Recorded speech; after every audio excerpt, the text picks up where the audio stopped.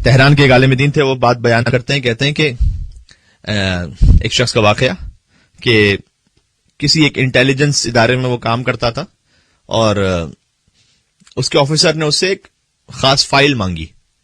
اب اس زمانے میں تو کوئی یہ سافٹ ویئر سسٹم زیادہ نہیں ہوتے تھے، تو ہارڈ کاپیز ہی ہوتی تھی فائلز وغیرہ جو کچھ. تو اس نے خاص فائل مانگی، فائل اس نے بہت ڈھونڈی اپنے آفس میں، اس کو نہیں ملی. تو اس نے جا کے اپنے آفیسر سے کہا کہ سر وہ فائل نہیں مل رہی. تو انہوں نے کہا نہیں وہ بہت امپورٹنٹ فائل، اسے تلاش کرو. پھر تلاش کیا، پھر نہیں ملی. تو آفیسر نے کہا کہ دیکھو وہ اتنی اہم فائل ہے کہ اگر وہ تم نے ویکینڈ تک تلاش کر کے نہیں دی مجھے تو اس کی کم سے کم سزا یہ ہے کہ تم نوکری سے نکالے جاؤ گے. اب وہاں پر جو ویکینڈ ہے وہ تھرسڈے کو ہوتا ہے. تو کہتا ہے کہ میں تھرسڈے پورا دن چھانتا رہا، اللہ جانے کہ زمین کھا گئی، آسمان نکل، کہاں چلی گئی وہ فائل، نہیں ملی. اور سیٹرڈے کو مجھے، فرائیڈے چھٹی، سیٹرڈے کو مجھے جواب دینا تھا. میں بہت پریشان، شب جمعہ تھی تو بس میں تھکا ہارا پہنچا ایک مسجد میں، وہاں پر گڑ گڑایا، وہاں پر میں نے سجدے میں دعا مانگی. ابھی اٹھ رہا تھا اور کچھ لوگوں نے محسوس کیا کہ میں بہت رو رہا ہوں. ایک شخص آیا، اس نے آ کے مجھے کہا کہ تیری مشکل کا حل ایک شیخ رجب علی ہیں ان کے پاس ہے، وہاں ان کے پاس چلے جاؤ. یہ بھی اللہ کا کرم ہوتا ہے کہ صحیح حوالہ صحیح موقع پہ مل جائے. کیا کہنا، کبھی زندگی گزر جاتی ہے، انسان کو صحیح ریفرنس بھی نہیں پتا چلتا کہ میں جاؤں کس کے پاس بات کرنے کے لیے. یہ بھی اللہ کا ایک انعام ہوتا ہے. تو کہتا ہے مجھے نہیں پتا تھا شیخ رجب علی کون ہے، لیکن میں سوال کرتے کرتے ڈھونڈتے ہوئے پہنچا. بہرحال پہلی میری ان سے ملاقات تھی، لیکن ان کو دیکھتے ہی بس میں ان کے گلے لگ کر خوب رویا. میں نے کہا میں بہت سخت مشکل میں ہوں.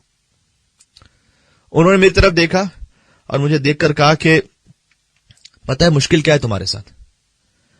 4 سال سے اپنی بہن سے تم قطع تعلق کر کے بیٹھے ہو. تمہارے بہنوئی کا انتقال ہو گیا. تمہاری بہن کے یتیم بچے کبھی سوچا ہے کہ وہ کس طرح سے وہ پرورش کر رہی ہے؟ پلٹ کے پوچھا بھی نہیں اسے. کہتے میرے دل پر گویا ایسے کسی نے جھنجھوڑ دیا. کہتے بات آپ صحیح کر رہے ہیں. میں فوراً وہاں سے نکلا اور پہنچا اپنی بہن کے گھر پر. نوک کیا، اس نے دروازہ کھولا، تعجب سے مجھے دیکھنے لگی اور ظاہر ہے کہ میں 4 سال بعد اس کے پاس پہنچا تھا تو گڑ گڑا کر رو کر کہنے لگی اور شکوہ کیا کہ کیا تم نے پلٹ کر پوچھا نہیں میری حالت کیا ہے، میرے بچے کس عالم میں. عزیزان گرامی، یہ صلہ رحم، یہ قطع رحم، صلہ رحم انسان کو کتنی برکتیں لے کر آتا ہے. قطع رحم اللہ کو پسند نہیں ہے، رسول اللہ کو پسند نہیں ہے.